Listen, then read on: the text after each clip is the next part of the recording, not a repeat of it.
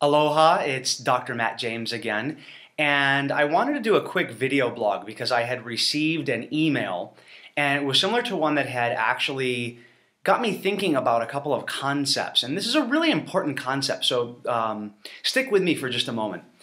The first email that I received, it was a while back actually. It was about 2 or 3 months ago. It was before I went on this last set of practitioner trainings that I had taught. And this person emailed me and said, how do I fight the darkness? How do I push back and fight the darkness that is all around me?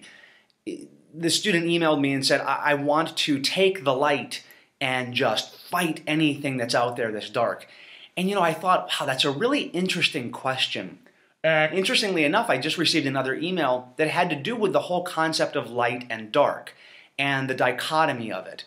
And how do I reconcile this dichotomy? So when I got the first email, I was at home, I was in Kona, and I was really trying to think of a way, how can I respond to this? How can I answer this email to help this person reconcile it? Because I wasn't really comprehending or getting the problem. Anytime a person asks a question and there's something missing, maybe a why or maybe some content, or maybe they just need to know how to apply something. When you have a question about light versus dark, about good versus evil, about right and wrong, these are big moral questions that people have. And I sat there wanting to really see if I could appreciate and step into the reality that this student had presented to me. And nothing was coming to me. Usually something comes like that and I go, wow, and I bang out a blog or I do one of these videos, and nothing was coming to me. I remember going outside and my mind was just going and going and going. And I was taking the trash out. So I had the trash all wrapped up and I'm holding the trash bag.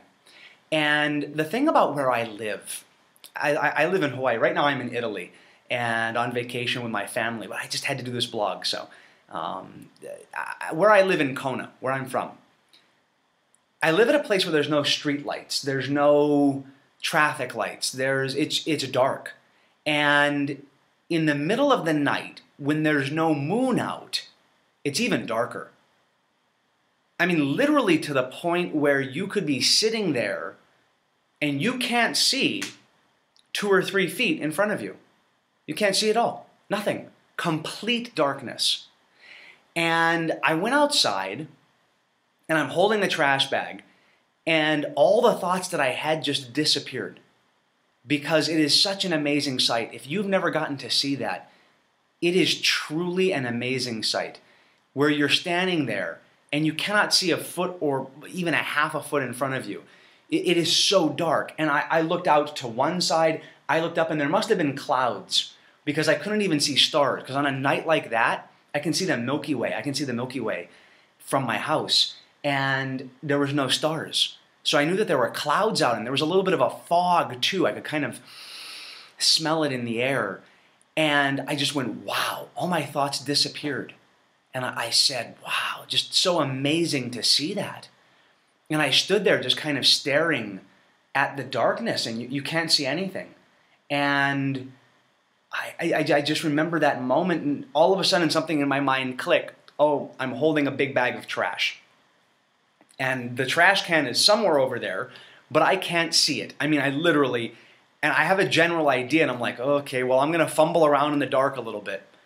I took one step forward and the motion sensor kicked in and this floodlight, this 100, 200, whatever, 500 watt flood that I have outside that gets tripped by a motion sensor turned on, and this huge beam of light hit me and created this circle of light all around me. And I'm standing there with the trash bag in my hand, and this light turns on.